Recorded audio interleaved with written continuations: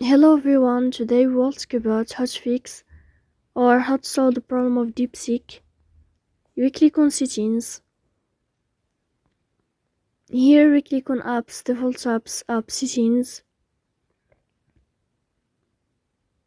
In this page you will scrolling down until you find this window here of Deepseek. And you will click in this page. Then this page of app info you will click on first stop and you will click OK. After that you'll enter to the window of storage. Here we click on clear cache.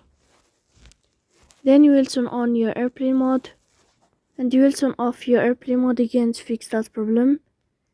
So that's all, don't forget to support us by like and subscribe. See you next time.